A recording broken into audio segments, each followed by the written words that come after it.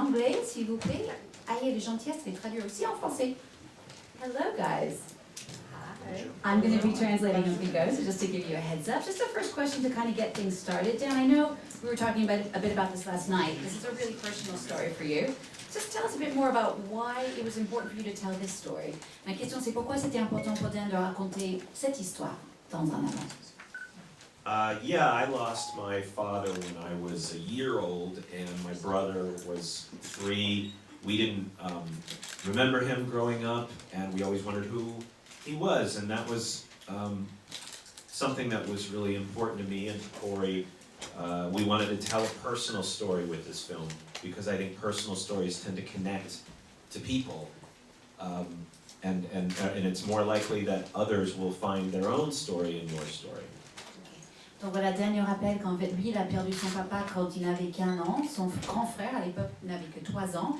Et tous les deux, ils n'avaient pas beaucoup de souvenirs justement de leur père. Et ils se souvent posaient des questions, qui était leur père? Donc c'était important pour lui et pour Corey, la productrice, justement de faire ce genre d'histoires personnelles parce qu'ils trouvent que c'est ces histoires qui marchent le mieux. Parce que vraiment, c'est là où on peut voir les connexions avec les spectateurs qui regardent le film. Vous avez vos questions? Voilà, là-bas, voilà, juste ici. Et bonjour. Chez Pixar, entre Lao, Coco, Le Voyage d'Arlo, votre film et prochainement Soul, le thème de la mort revient fréquemment chez Pixar. C'était pour savoir est-ce que c'est une volonté des studios de parler d'un thème adulte à un jeune public. Okay. So he's saying lots of Pixar movies, whether it's Coco or Up or Soul, the new one, or yours, talk about death. And he's wondering, is that really something that people at Pixar think is important to talk to a young audience about this more adult subject? I think everybody thinks about death. Je pense que tout le monde pense à la mort. I think in thinking about death, you're really thinking about life and the purpose of life and the point of life. And I think it's absolutely something that children have to deal with, sadly, like myself growing up, having lost my father. These movies give kids a safe place to talk about it and to see they're not alone. Voilà, donc Dan il dit, bien sûr, la mort, ça fait partie de la vie. Et c'est vrai, on se pose tous ces questions, enfants ou adultes, pourquoi on est là, quelle est la raison de la vie. Et il trouve que ces films donnent aux enfants un endroit secure, safe, où ils puissent discuter de ces thèmes qui sont quand même assez graves, mais qui touchent tout le monde. Corey, did you want to add something? Yeah, I think it's not necessarily, to Dan's point, it's not necessarily about death, it's about some emotional place. I think we're trying to answer some questions, but also delve into just personal areas that all audiences can connect with. Corey dit pour elle, c'est pas forcément la mort, ils sont pas obsédés avec la mort, c'est juste que c'est un lieu émotionnel avec plein d'émotions. On essaie de trouver des réponses à des questions qu'on se pose tous sur des thèmes très personnels. Une autre question? Voilà. Est-ce que l'effet MeToo a à voir avec les femmes guerrières et les femmes de plus en plus présentes chez Pixar et chez Disney? On a l'impression qu'avec En Avant, on assiste à un tournant, à un passage, et qu'elles sont de plus en plus présentes. Okay, so he's saying, did the wake of the Me Too movement have any effect on the way you treat stories at Pixar, and particularly with Onward, seeing these women warriors, really strong women? Do you think that had an effect on your film? I'm not sure. I think it actually came a lot from Dan. It was really important to Dan when telling the story to include the mother in the story and to include her in an important way. You want to talk a little bit about that? Voilà, donc comme il disait déjà, c'était important pour Dan d'avoir la mère, la femme guerrière comme ça, dans cette histoire, dans une façon importante. My mom was our mighty warrior. She supported us, she raised us, my brother and I. And so it was always the three of us against the world, and it was really important in this film that we see that Laurel Lightfoot is working hard to be there for these boys, that the three of them are on this quest, even if they're not always together, and that Laurel is a crucial part of this journey. Voilà. Donc il dit oui, effectivement, ma mère à moi était une guerrière. C'est elle qui a élevé moi et mon frère. C'était nous trois contre le monde. Et dans le film, pour moi, c'était important justement de montrer ce personnage de Laurel Lightfoot comme quelqu'un qui travaille dur, que les trois sont sur une quête ensemble, même si c'est pas en même temps, ils sont quand même sur la même quête. Et ça pour moi était très important.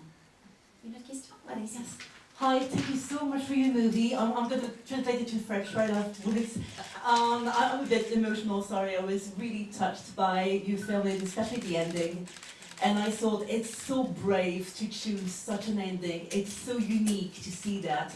I saw the trailer, I thought, well, okay, the two kids are going to find their father again, and there's going to be a hug, like a group hug. It's going to be, inspirational. And it was inspirational, but I said, Disney said yes to that. Disney said okay to that. Did you have to struggle? Voilà, je m'auto-traduis, pardon, j'ai été longue. Merci pour le film déjà, merci pour cette fin très courageuse, très compliquée à faire, peut-être avec Disney. Avez-vous dû vous battre pour une fin pareille, qui n'est pas du tout la fin attendue, où on attendait bien sûr l'happy ending complet?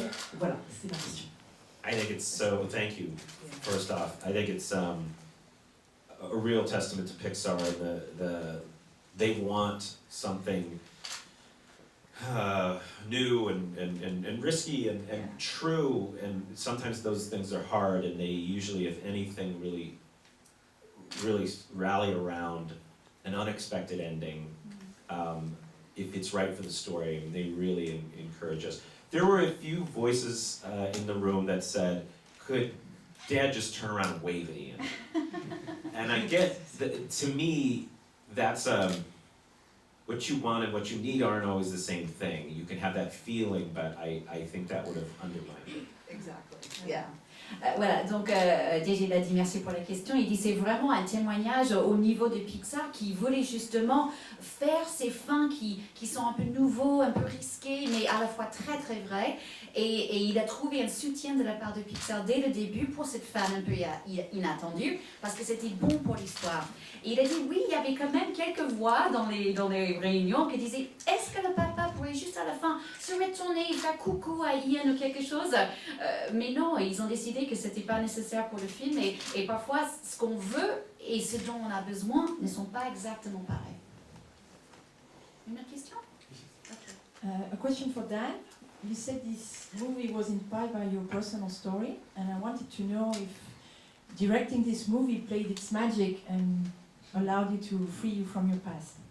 Voilà. Donc une question de est-ce que justement pour Dan, est-ce que ça a pu soulager son deuil en quelque sorte de son passé? Absolutely. My mom said early on to me, I told her, I feel like I'm exploiting my life for my art. And my mom said, I think it's the other way around. And I was so moved. And it's so true with art. You're exploiting your art to make your life better. My relationship with my mom and brother was already great. It has been incredibly improved by this movie. We're all speaking so emotionally to each other. We're telling each other almost too much how much we love each other. And my hope is other people will do the same, that it's a movie about appreciating who you have now and not leaving anything on the table. Say it now, there's no reason not to. Okay. Voilà, donc Dan dit oui, absolument. En fait, il avait dit à sa maman, j'ai l'impression que j'en profite un peu de ma vie pour faire ce film, pour faire de l'art. Et sa mère a dit, mais non, c'est tout le contraire. En fait, je crois que c'est là, justement, c'est vous qui en profitez de cet art. Et il dit, pour moi, il y a vraiment une bonne relation entre ma mère, mon frère et moi-même. On avait une bonne relation avant. Mais depuis ce film, on parle avec beaucoup plus d'émotion. On est plus ouvert, presque trop. On dit, je t'aime presque trop. Et il espère que les autres, en regardant ce film, ils vont faire pareil. Ils vont apprécier ce qui se passe maintenant et ne pas trop focaliser sur ce qu'ils n'ont pas. Une autre question? Allô, j'aurais une question concernant l'animation. Comment avez-vous assuré l'animation de Monsieur Lightfoot et notamment la scène où il danse? J'aurais aimé savoir si vous aviez juste créé le bas de son corps ou si vous aviez créé le corps intégral et ensuite supprimé le haut du corps pendant cette scène notamment. Merci.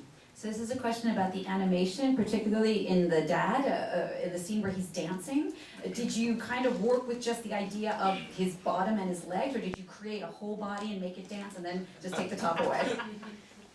No, I think we definitely spent a lot of time, the animators spent a lot of time figuring out how to make those legs emote in the right way. And you know, we started out pretty broad, and we thought in order to give that emotion they would have to be big, broad movements. But what the animators learned was that the more subtle, the more emotional. And so the dancing sequence is probably the most broad in the whole film, but we wanted to have that fun moment for sure.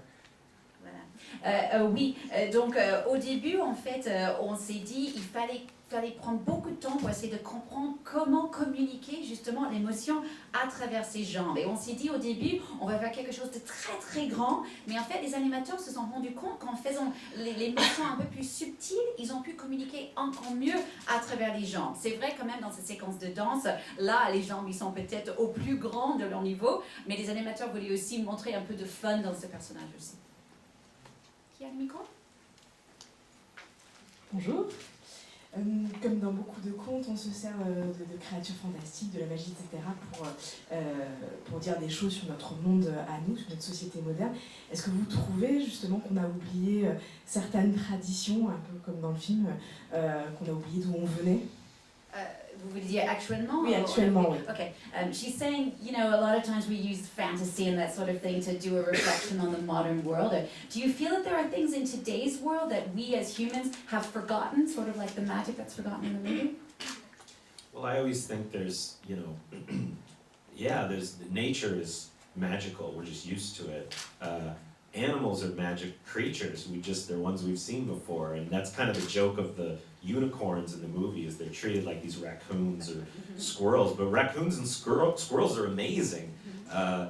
You know, it's really a reminder to appreciate what's around you and see the magic in it, which I think is also reflected in the family story. Look at the people around you and see the magic that's in there. Voilà. Donc Dan dit, oui, bien sûr, la nature, surtout, est quelque chose de très magique. Les animaux, les créatures qui nous entourent tous les jours. Et c'est pour ça, c'était ça le blague des licornes, en fait, qui sont un peu comme les ratons laveurs ou les écureuils. En fait, même les ratons laveurs et les écureuils, si on les regarde de près, ils sont magiques aussi. Donc c'est ça qu'on voulait montrer. Et c'est ça encore le thème du film. Il faut vraiment apprécier ce qui est autour de nous, si c'est les animaux ou c'est encore une fois nos familles et nos proches.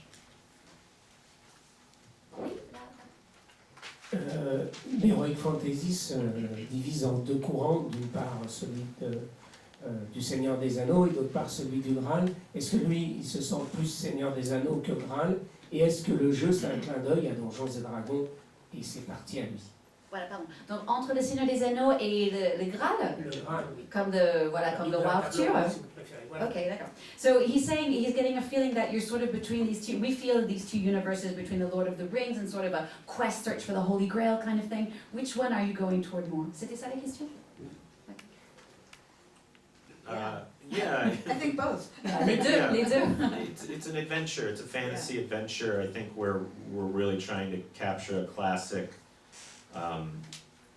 quest film. A high fantasy quest was really what we're going for. Voilà. Je voulais justement en fait, je pense qu'on voulait faire de ce film une vraie aventure fantasy. On voulait vraiment capturer cette notion d'une quête classique, de niveau, comme on dit en anglais, high adventure, l'aventure haute. C'est ça qu'on cherchait vraiment.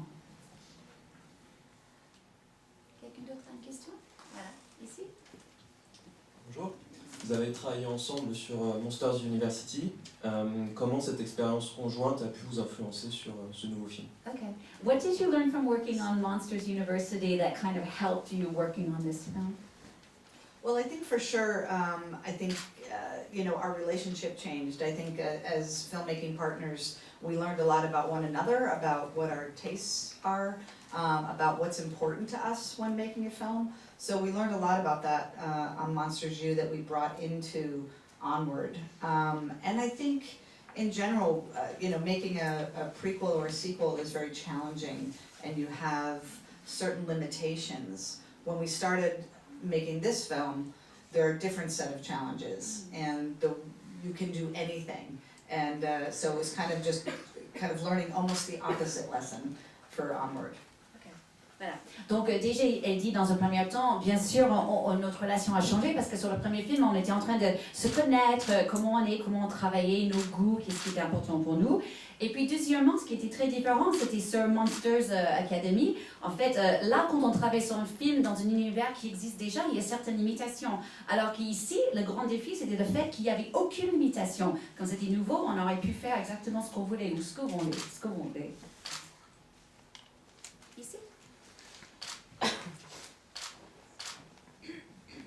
Pour compléter la question de mon collègue sur la dimension jeu, est-ce que Dan a été un grand joueur ou est encore un grand joueur de Donjons & Dragons ou d'autres jeux de rôle? Okay, so to kind of go off the back of that question about the quests and stuff, how much were you personally influenced in your life by games, maybe games like Dungeons and Dragons, that kind of thing? Sadly, neither of us were at all. Ni l'un ni l'autre faisait du Donjons et Dragons.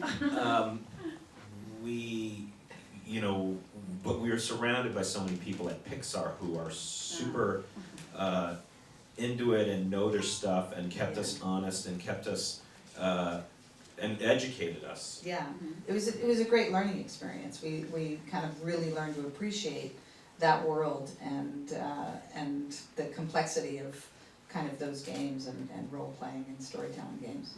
Voilà. Donc il dit en fait, ni l'un ni l'autre était vraiment à fond dans ce genre de jeu, mais ce qui est chouette à Pixar, c'est qu'il y a quand même beaucoup de monde qui sont à fond dans cet univers. Donc pour eux, c'était vraiment intéressant de pouvoir apprendre grâce à eux. Et c'était une vraie éducation pour apprendre à apprécier la complexité de ce genre de jeu et de rester fidèle à ce genre d'idées. Oui. Dernière Je vais vous poser la question, créativement, le fait de travailler avec ces deux logos, et donc ces deux grandes maisons, Disney et Pixar, avec une longue tradition d'animation et de grands succès au cinéma, est-ce que créativement c'est quelque chose qui est très stimulant? Est-ce que ça vous met une pression en sachant que vous allez être forcément jugé par rapport à tous les animés qui ont été faits précédemment par ces deux grandes maisons? Okay, so he's asking about, this blend of Disney and Pixar. What kind of effect that has on creativity? Does it inspire you? Is there a lot of pressure thinking about all that's come before, not just with Pixar, but with Disney as well?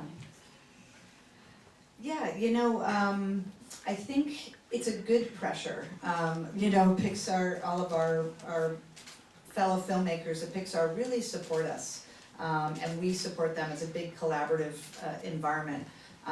And I think once we get going and once we have an idea, we just really are focusing on that. We're not thinking so much about, what we have to live up to or, the pressure of that. We're just really supported and encouraged to make a great film.